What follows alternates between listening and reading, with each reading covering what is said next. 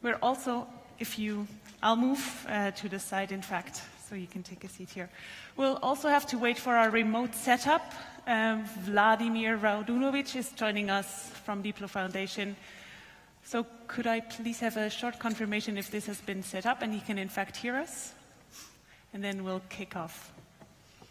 That looks I perfect. can hear loud and clear. Brilliant. Good morning. So we're good to start. Again, it's great to see your faces in this early morning slot. It's a big room, but we'll try to make this as interactive a session as possible. It's my pleasure to be introducing you to this first panel, and as you can already see, we have esteemed expert here up on stage with me. But before going into medias res, I would like to thank Dimitri Forelar, our focal point, as well as our organizing team, and our subject matter expert, Tanya Tropina, who have all supported us in making this session come to life. This plenary is set against an increasing number of norms proposals, both issued by states as well as non-state actors. We have heard in previous sessions that we've saw the emergence of two new UN processes concerned with security and ICT. And at the same time, we have seen multiple proposals from non-state actors, including Microsoft, Telefonica, etc., as well as groups of multi-stakeholder organizations who have engaged in norms-making processes, which we'll hear more about, hopefully, during the discussion. Now, this session wants to ask how these norms can be implemented and actually be made to work. And it struck me today when I came here in the morning to the venue, I passed a lot of bikers and road participants, and I thought to myself, well, they're all in a flow, they observe intrinsic norms. I didn't come across any accidents. It's probably the Netherlands is a prime example for this. So I asked myself, how can we make these cybersecurity norms equally entrenched into just standard behavior? And that is exactly what I would like to discuss with my panel. Now, let me introduce you to the experts. Right next to me, we have Marietje Schaake, member of the European Parliament, and also member of the Global Commission on the Stability for Cyberspace. Right next to her, Els de Busser, assistant professor at Leiden University, also concerned with cyber norms. Then we have Thomas Koop, senior regulatory strategy expert at Deutsche Telekom. And last but not least, Uri Rosenthal, which I'm guessing the Dutch audience will be very familiar with, former Foreign Minister of Affairs for the Dutch government. Thank you very much for being here with me on stage, and I would like to welcome you, welcome the panel with a round of applause, please. And then let me also introduce you to Vlada, whom I need to point at like this, and you'll see only a very small image of him, sadly enough. But he'll be co-moderating this panel with me. And in fact, I'll hand over to him for the first question already. Vlada, if you would like to take the floor, please. Thank you. Thank you, Jacqueline, and good morning, everyone. It is a bit weird to be so distant from you. We are trying to push the limits of remote participation so that we go beyond remote observation. And I think the next step is actually a hologram, so we'll work on that. But before we move on to a hologram option, let's try to use this new tech options. And big thanks to all of you that joined us this morning, and also to the tech team who helped me, Bernard and the others who helped me make this fluent, and I hope it will stay that way. As you're already used to EuroDIG, and well, we played with this last year as well a little bit, I will help moderation, but I'll also put a couple of questions to all of you to share your views. I know sometimes in the morning, and I saw it in the first session, people are still shy, you didn't get your coffee and so on. So let's start with the polls online. You are used to Mentimeter, I'm sure. Grab your devices, you're anyhow connected, I know you're checking the emails and everything, so use them smartly now for the session. You have the slide on the screen, and we'll run a couple of questions throughout discussion today. As Jackie said rightly, we are going to focus on the norms. So the first block will actually be sort of where are we with the current norms? What is the effectiveness? Do we need more norms and so on? So I invite you already to share your thoughts on the norms based on these questions in the Mentimeter, and just go ahead with that. And before I turn to the panel with some first initial thoughts, 2 days ago I was in this OSCE meeting in Bratislava on the norms, settings and so on. We had a good discussion, and then a colleague of ours from Spain told a story when the first car came to Madrid in, I think it was 1898 or something. Probably the Spanish people there would know better, but it was somewhere around that time. It took 5 years for any sort of the rules of the road to come to place, because it was a new technology. It was not certain how the car should run in the middle of all the chariots and the horses. And interestingly, one of the first rules that was introduced, according to him, was when you drive the car, make sure that you don't hurt the horses. In a way, when we introduce the new rules of the roads, we should make sure that we don't hurt the old ones, and to the extent possible, we rely on the existing ones. In the context of international peace and security with international law. And the good news is that, well, I'm sure we're going to mention that the group of governmental experts has confirmed in a way and agreed, and also the General Assembly of the UN, that the existing international law applies to cyberspace. How? That's a different thing. But we also have to look a little bit broadly. Beyond the cyber norms on international peace and security, we actually have about 1,000 global and regional instruments related to digital policies. And you have a good sort of a visual map and a list of that on the Digital Watch Observatory if you want to take a look at dig.watch/instruments. 1,000 instruments. Now the question, of course, we're going to focus today more on the international peace and security, but the question stays, do we need more of the norms and instruments, particularly related to international peace and security? Have these that we have currently been effective enough? Should they remain voluntary and non-binding, as these, at least in international peace and security, are, apart from the international law, which parts of that is, of course, binding? And do we need more regulation or more norms related to the private sector? Now, I'm turning to the speakers, to the distinguished panelists, and probably I'll use the opportunity of a former minister, Mr. Rosenthal. A quick question to you, and then I'll get back to all the others. Since you were there, let's say when the GGE had the most of its productive phase in 2013, 2015, that's when the norms about international peace and security sort of rolled out. Looking from that perspective, now 6 years after, let's say, the first set of norms, are you happy with how it all went, or would you change something on a meta level? Just a quick reflection, then we can focus more on these questions. Mr. Rosenthal. Vlada, just to let you know, it's very difficult to understand you. There seems to be an echo. Could you please direct your question at one particular panelist again, please, and a bit slower so that we can all follow? It's very hard to hear. Sorry for that. Thank you. But just wave if you don't hear me well, and then you can jump in. So the particular question is for Mr. Rosenthal. Since Mr. Rosenthal was the minister in 2000, well, covering the main bits of norms, 2013, 2015, the question is for Mr. Rosenthal, are you happy?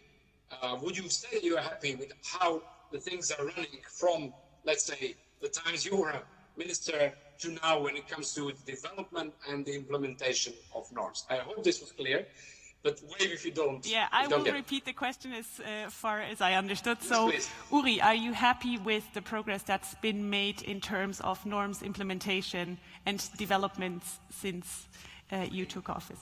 Thank you. Thank you for the question, and thank you, moderator, for your introduction. Let me say the following. When I was a Minister of Foreign Affairs, it looks also in the cyber domain as being a very long time ago. In those days, 2011, 2012, I remember that we were talking about, people walked around with a button, the internet is of us all. And states were a remote kind of player in the whole thing. During my term of office, I initiated, together with Hillary Clinton, the Freedom Online Coalition, those days. And it were also the days of the Arab Spring, when we all speculated about how the interconnectedness that the internet does provide would help out on democratization, racial discourse, and human rights. I vividly remember those days again, 2011, 2012, that, for instance, we, on our part, tried to do our utmost to help out opponents of the Assad regime in Syria with equipment that would enable them to stay online. Those days, optimism, etc. Now I jump to 2019. Beginning of this year, a direct intrusion in Sweden on actually the heart of the matter of the internet. A little bit later, in May, June, a cyber attack by Hamas in Gaza on Israeli critical infrastructure, which is being countered by a physical, kinetic attack on the Hamas cyber headquarters. That is where we are now. And looking to the situation at this very moment, I would say, without overstating the vital importance of having norms, etc., I would say that it is of great importance that, for instance, the Global Commission on the Stability of Cyberspace, where I share membership with Marietje Schaake, for instance, promotes, and up till now with reasonable success, a norm which aims at protecting the public core of the internet. And when we talk public core of the internet, we are talking business in the most concrete sense of the word, both public and private business, because it is then about protecting the domain name systems, routes architecture, protocols, and not to forget undersea cables and satellites from intrusion.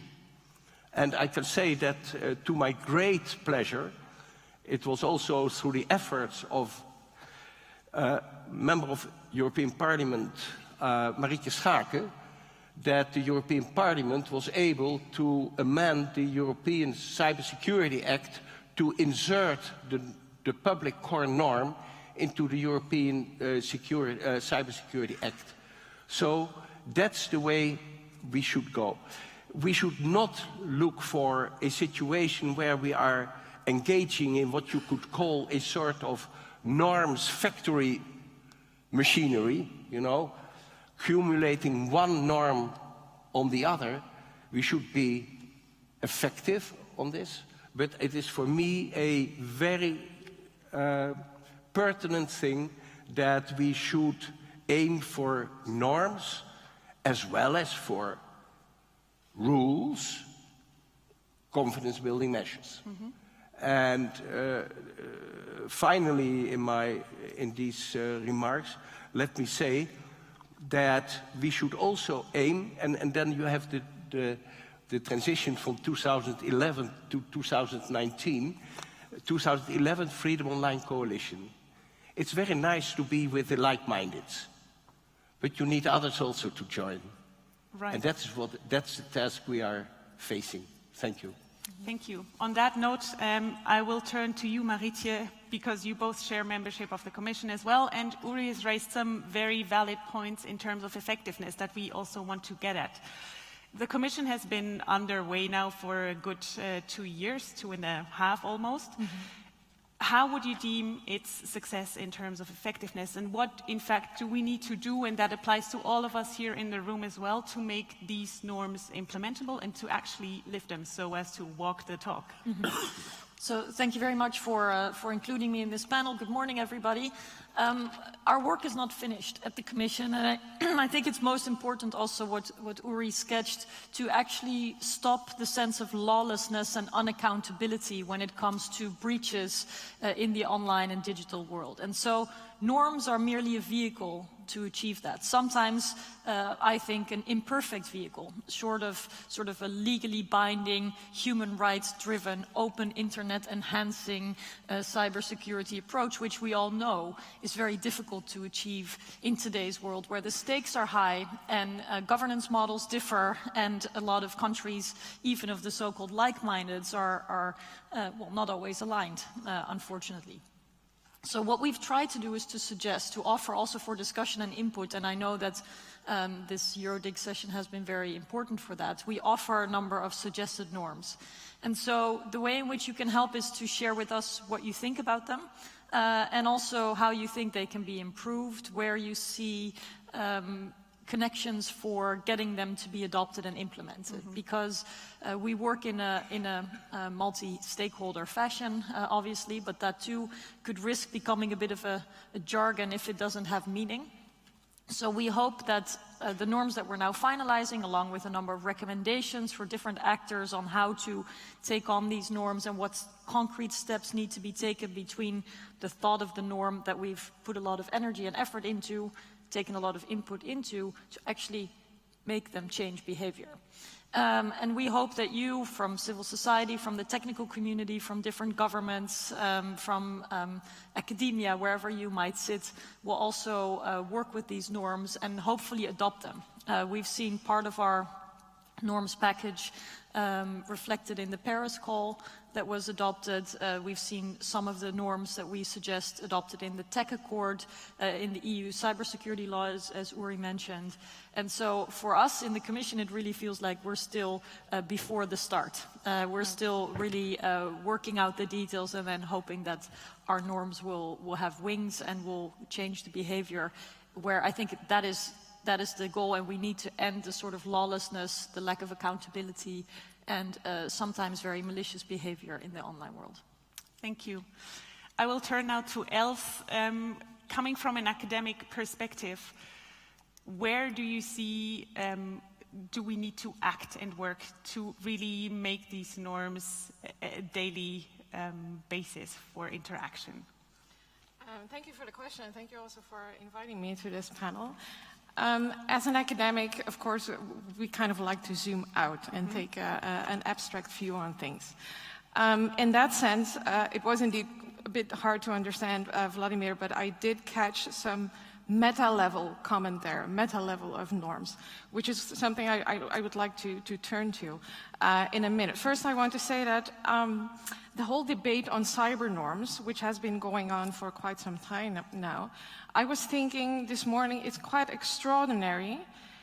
I think cybersecurity is one of the only areas, or maybe even the only discipline, where there's so much attention to the process and the development of norms. Usually you see norms developing kind of in the background, without them being called out as norms as such. In cybersecurity, we see a lot of attention to this development and to this process as such. That being said, I think going to this meta level of norms, what we see a lot in academia is that there is a need to think in an interdisciplinary way. If you look at the crowd here, I'm sure it is a mix of people with a governance background, people with a technical background, people with a policy background. I think this is something that we need on a meta level. We need to think of norms also more in an interdisciplinary way. We often see confusion about even what the terminology means, what a norm means, whether it's binding or not.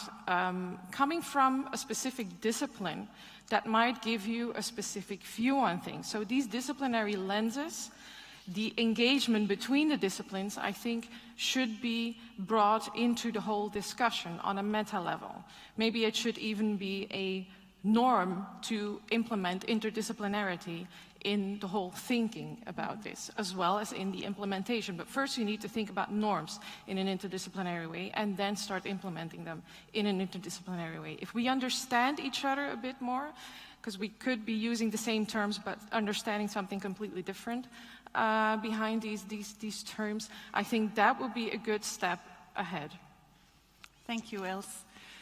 Turning to Thomas now, and with maybe a more technical perspective, given your affiliation to Deutsche Telekom as well, what do you see emerging here as well? Els mentioned that we might need an interdisciplinary understanding. Would you share that view in terms of making these norms that we're discussing implementable in the sense of Deutsche Telekom, or in the case of Deutsche Telekom as a member of the Siemens Charter for Trust? Do you see there is a lack of engagement from other parties, or where do you see need for action? Thank you for this excellent question. To answer the first one, yes, of course, I would fully subscribe to the need for an interdisciplinary approach, as well as for actually applying an understanding of cybersecurity that is a very wide one and an extensive one.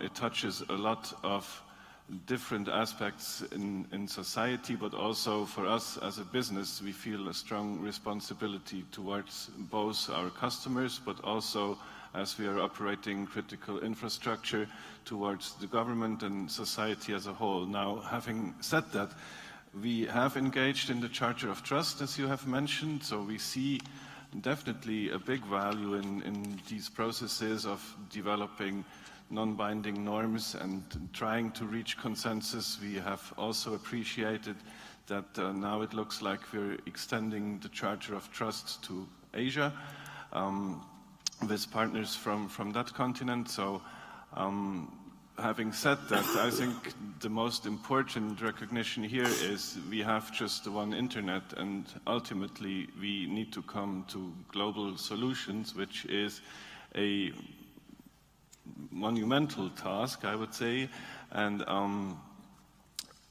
even though we know it is very difficult, at Deutsche Telekom we have come to the conclusion that the non-binding way will ultimately not be sufficient, meaning we will have to arrive at some kind of a cybersecurity convention that is agreed multilaterally. That will take time and will be very difficult, but better start now to work on it than just always say, well, it's too difficult to even be tackled, because we think we have done a lot of awareness raising and there is a very good consensus among the willing, but the challenge is how do you make those norms also binding for the ones that are not willing or working explicitly against them.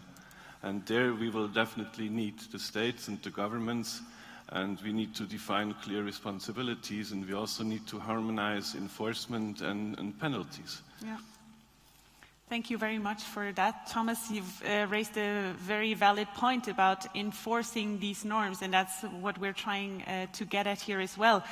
Having said that, let me turn now to Vlada, and maybe, Vlada, you can comment a little bit on the Mentimeter results, because we see there as well, 4.1, we need more regulation of corporate behavior, which might go into the direction of binding regulation or not. That is something we can discuss. And I would also like to ask the audience if there are questions to please queue up in front of the mic so that we can take your question indeed. Vlada, the floor is yours. Thank you, Jack. I hope you can now. We played a little bit with voice. You can nod if you don't, or if you do. And I'll try to keep it slower. Thanks all for sharing your views. We have 51 person that responded to the questionnaire, and I must admit it is something like what I expected the results would be, and it reflects the discussions at the global level to some extent. I think Mr. Rosenthal well noted that the goal also of the Global Commission is not to become a norms factory, yet we definitely might need some more norms, not only talking about new technologies that are coming like artificial intelligence, but possibly also reflecting some of the current, particularly the state of, let's say, the peacetime, rather than just the wartime, conflict time. And then it reflects the concern whether the non-binding approach is enough and sufficient. And my sub-question, maybe back to you at some point, could be to what extent possible binding measures could interfere with the openness of the internet, with the sort of the innovation and this economic part, and how it would impact the other two bits in this triangle of security, human rights, and development. So that's a food for thought. But I'm back to you, Jack, for possible questions in the audience, and then after that, I will turn the blank slide for any sort of comments that anyone can have in the next block, which Jack will coordinate. Back to you, Jack. Perfect, thank you. Unfortunately, it's still very hard to hear you, so if we could get some technical assistance, maybe that would rectify that problem, that'd be great. If not, let me turn to the second question, to the panel. We start again with Uri, please. If you had, if we were in a world where you would have a wish for how perfect implementation of these norms would look like, who would you call on to help you implement what you have drafted as part of the Global Commission on the Stability of Cyberspace, for example, and what is needed? Yeah. Three wishes.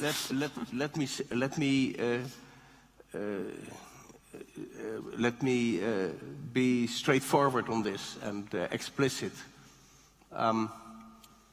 When you talk about these sort of things, I'm talking about the importance of being able to appeal to the urgent need of something, and who are then those whom you address your message to, the powers that be. Simple, powers that be. And let me say that for that matter, and it's also part of our discussions in the Global Commission, when you look how you could get things on the move, we have, for instance, the so-called London process, which is a global conference on cyberspace, which actually a few years ago was being organized here in The Hague. And there you see one of those fora where the powers that be, political leaders, are indeed joining the multi-stakeholder context.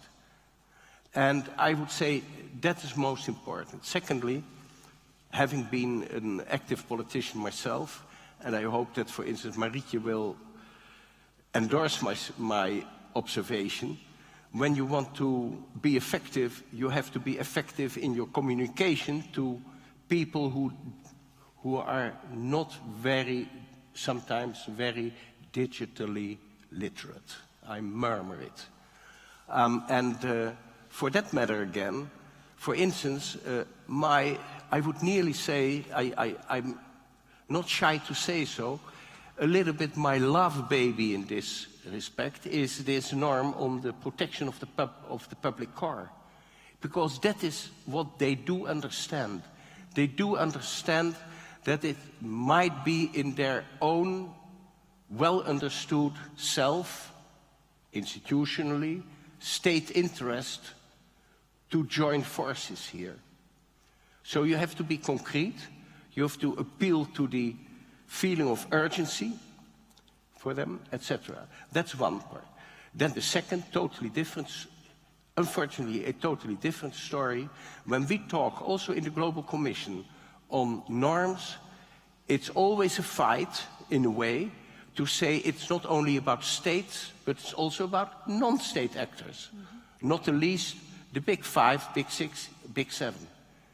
Because they have been lagging behind for a long, long period of time.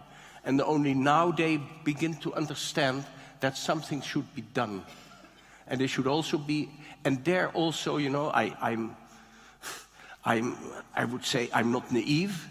So if they go for that and for more regulation, They do so because it is also in their own interest, because by now nobody among those billions users of the internet, these billion users of the internet are starting to understand that they don't get the data for free, and that search machines don't offer them free access, but there is some driving business case behind it. Third, last point, very brief.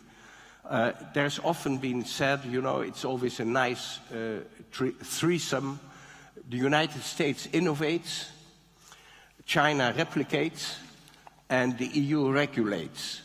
And there is always the tendency to look a little bit negative, pessimistic on this European contribution.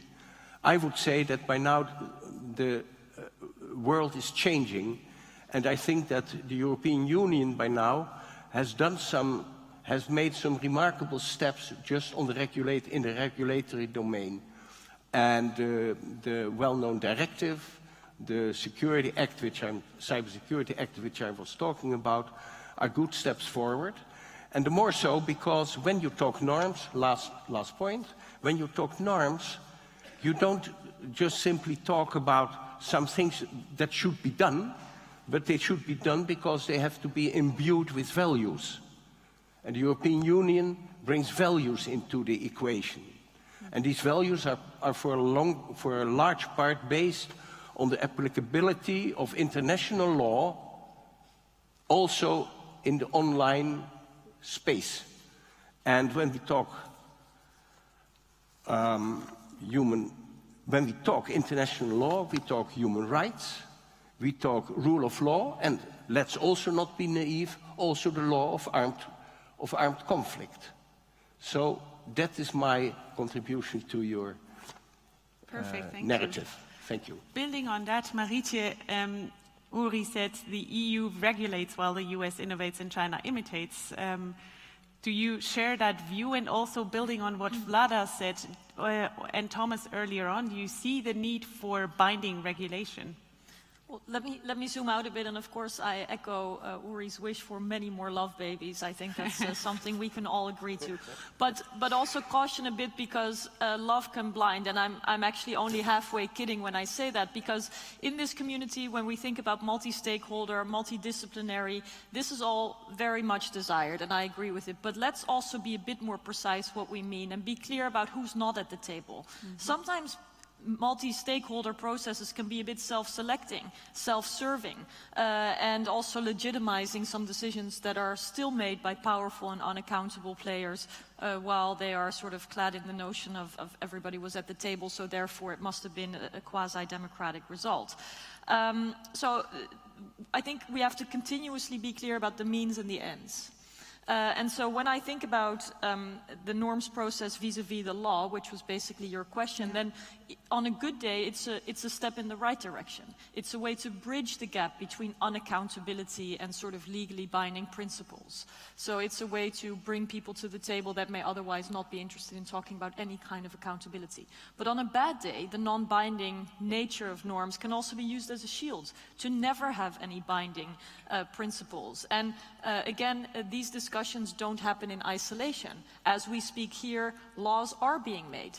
Governments are making laws continuously. I also argue that big companies are effectively setting norms by the way they use technology, by the kinds of rules they apply on their platforms, for example, about free speech or competition. So let's not be drawn into an idealistic tunnel vision, even though the multi-stakeholder model and the open internet need defending. We have to also be real that the stakes are very high and that governments are making laws. And I think in that sense it is high time that a coalition of sort of, I mean, I look at it from a European point of view, but more broadly from a democratic world point of view, come together in a more strategic way. In a more strategic way to articulate what kinds of principles should not be disrupted by technology, should also not be overrun by more authoritarian, dictatorial ways of either governing or governing technology. So governing outside of the digital world or through the digital world. So I guess my point is that both are true, laws are being made, and it doesn't help to suggest that these are two worlds apart. I think the best way to look at it is how we can be more strategic in the democratic world and use the norms process as steps in the right direction, but towards changed behavior. And there has to be accountability, and in an ideal world, it would be through laws that continue to respect human rights, fundamental freedoms, international law, etc. Fair point. Els, the question to you. Given this huge space of norms that are floating around, it draws on what Marietje said as well. Do we need more alignment of the norms or a kind of global understanding? We see a bit of scattered initiatives rising here and there, but how can we draw the line and create this global sense or more strategic effort to make these norms work or actually know what to protect?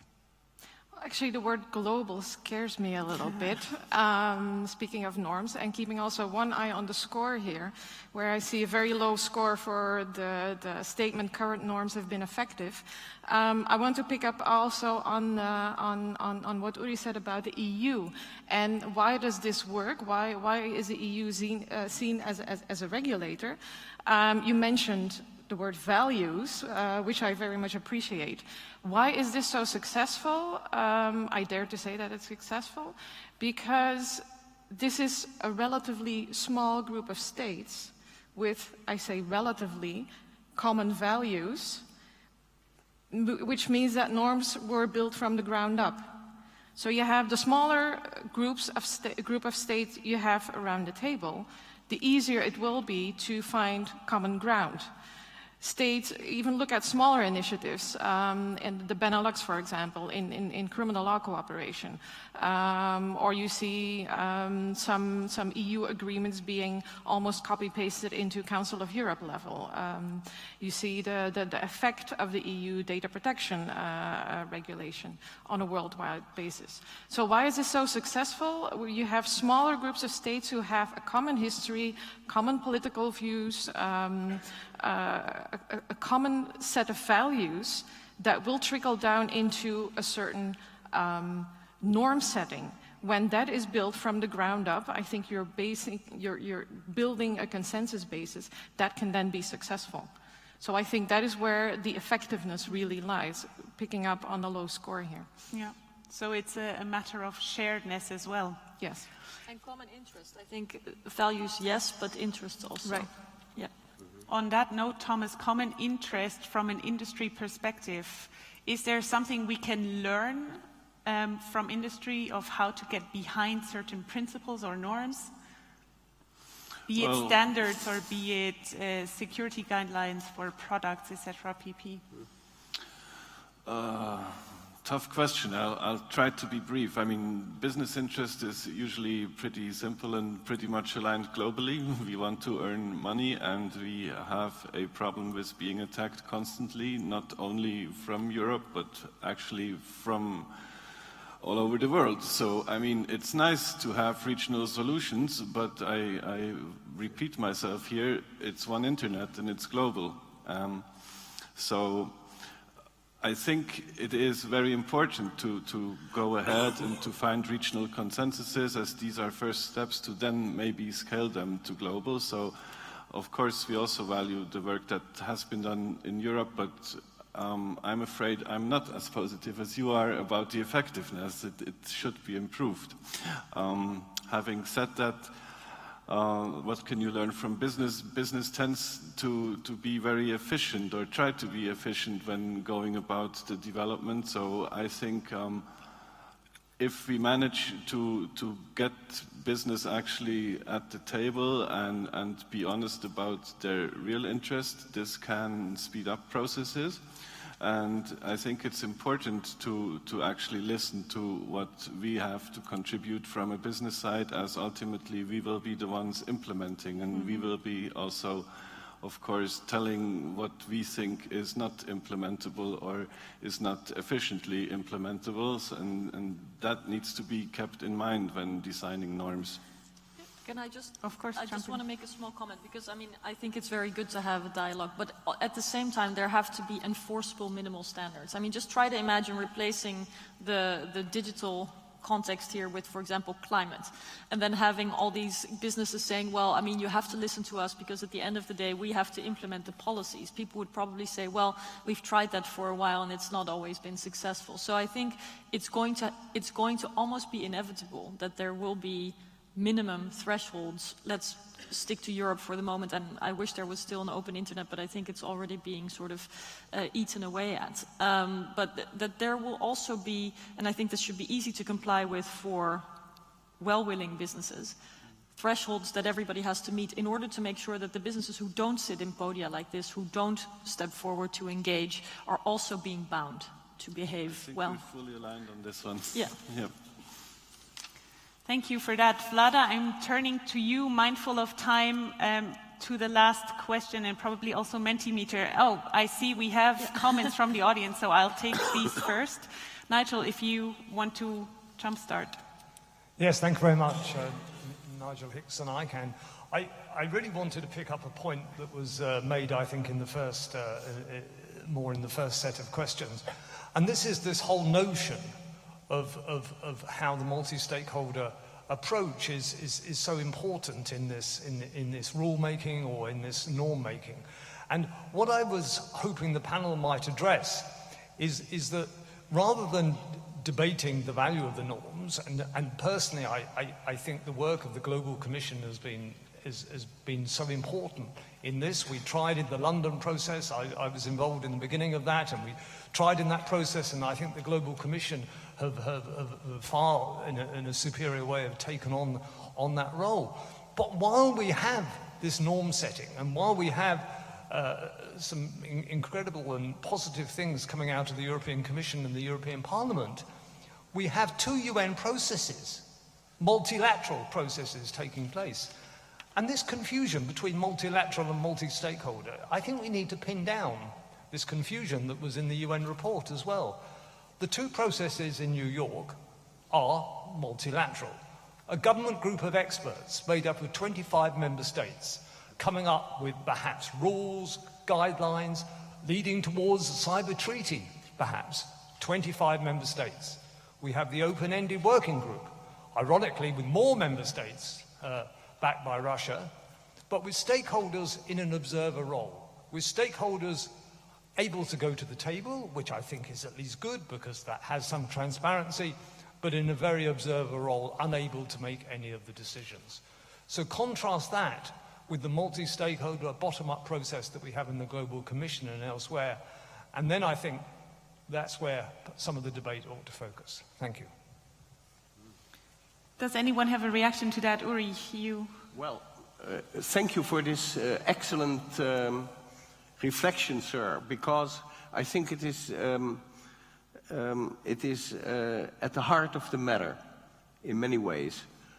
It looks as though you, sir, were participating in the discussions which we have had in the Global Commission even a few days ago here in The Hague, because there we were talking about not the fact, but the idea that we should perhaps be less ideological than we have been before on a sort of pure contradiction between multilateralism on the one hand, and multi-stakeholderism on the other. I've been amidst this whole discussion throughout the years, and I should say that I vividly remember that that I was in one of the big gatherings in India a few years ago, and there people were talking about the model of multi-stakeholderism. I said, and I don't like the word model, I like the word approach, I like the word mechanism, because it gives a sort of action mode to the story. And I would say that actually it all boils down for me, also on the basis of what was said here before, to the very fact that the cyberspace is still, as it is sometimes called, more or less an uncharted territory. And if you are talking about that, I would say that you have to understand today that when you look at global diplomacy, the 1.0 track, simply government states around a table with the pinnacle of the United Nations Security Council, then you are talking perhaps a little bit in some sort of ways in an outdated fashion, because the 1.5 track, where civil society gets in, is a full-fledged part of the game today. And let me say that throughout the years, also something to remember, there were some of the swing states who were actually on the purely multilateral side, who started to understand that civil society, technical community, academia, NGOs are part and parcel of what we are doing. We can't do without them. And for instance, Brazil came in on this. And even today, with a totally different regime as 5 years ago, they are still hanging on it. India has more or less also come into join the club in this way. So we should not give up on this importance of the multi-stakeholder mechanism. At the same time, when I look at the way in which within the UN context there is also, and it was already said by, it was already implied in the question, when I look at the UN today, it is also opening up in some ways. And I should say that Secretary General, Mr. Guterres, is really going for that too. Yeah. You know, so don't get into an ideological contradiction between multilateralism and multi-stakeholderism. Then we have to say full stop that it doesn't work. Yeah. We have to bring them together. Thank you. Thank you. Marietje, you had a reaction. Very briefly, but I really encourage everybody to take this notion that actually states are powerful, non-democratic states together are more forceful than the democratic states of this world. I mean, that's why the UN is in such a bad place on, for example, protection of civilians or intervening in the worst kind of conflict. But let it be a wake-up call, a sense of urgency for the multi-stakeholder community to actually lead to results. Because process and result are not the same. And I think if you want to sort of prove that the multilateral approach is not going to replace or should not replace or is not as effective as the multi-stakeholder approach, then make it work. Let it lead to results. I think that that's the best way to get ahead of this game. Yeah. I'll take one last question. Sorry to train all your standing muscle, but I'm going to Louise for this one. If I could ask you to make the question brief and also the responses fairly briefly before we wrap up. Perfect. Thank you all for the excellent discussion. I have two very quick questions. The first one is, we talked about like-mindedness, we talked about how do we build consensus, how do we make sure that these norms kind of like have a trickle-down effect, that they are implementable in a certain way. But I wanted to ask about the role of the so-called swing states. I think Uri talked about Brazil, India, but I do think that is one of the concerns, at least that I see coming from academia, is a concern specifically at the Open Ed Working Group and the UNGG of making sure that, you know, states understand where these swing states are at. And so my question would be with regards to how do you see the role of swing states? And the other question, I think sometimes we overlook the role of the technical community. Sorry, the echo is horrible over here, but sometimes we overlook the role of the technical community, and specifically in cybersecurity, looking at computer incident response teams, looking at network operators. How do you see the role of the technical community specifically at these UN level processes? I don't think we take them as seriously as we could, and we don't talk as much as we could, even though these norms actually address them in certain ways. So that would be my second question. Thank you. Thomas, do you want to respond to the last question of Luis regarding the technical community, and then maybe else for the first one? Sure, I'll gladly take the second part. I think there is a huge responsibility, and it's actually taken quite offensively and also quite effectively, both by technical standardization fora, but also by the community of network operators, internet service providers. In the domain of cybersecurity and fighting cybercrime also, the problem is you cannot always be very transparent about what you're doing. So my observation is that the actual experience in networking that is existing in that community is not usually integrated in multi-stakeholder discussions. It's difficult, but it's happening, and with regard to the UN process, I think they should be mindful of what is actually going on the tech level, and I also believe they are. So that is happening, but we have to be mindful that not everything that is knowledge in those very specialized circles can be transparently shared and made public. Thank you. Else, what's the role of swing states in this game? Difficult question, but thank you for that. I was thinking of swing states. Well, let me rephrase that.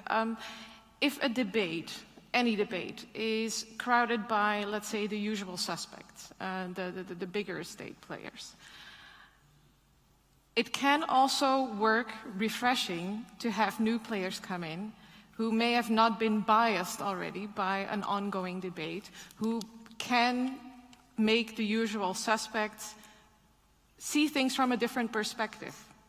So I would say, as an academic thinking of what is the role of swing states, that I think would be a very positive role that they can bring into the debate. And if I can also say something about your other question, that's exactly what I mean with interdisciplinarity. Bring the technical community at the table and also involve them in the debate from the ground up. Thank you very much. Mindful of time, Vlada, I'm going to turn to Adriana now, who will kindly read out the messages, I hope. Adriana? Do you need a microphone? Yes, I do. Thank you, Zoe. This is very difficult to sum up. We didn't want to make it easy for you.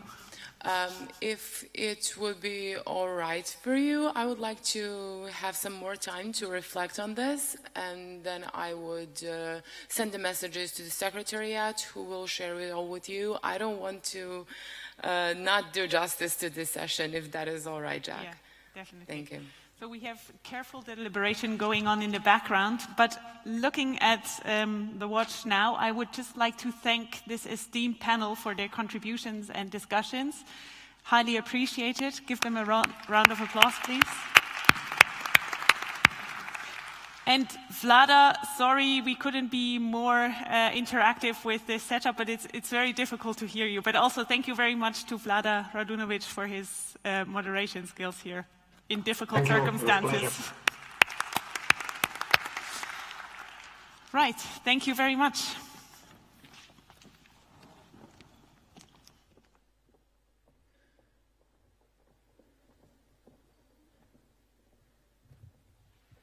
I give you, it's not there. I'm sorry, but I just want to mention it's coffee time. Of course, you're already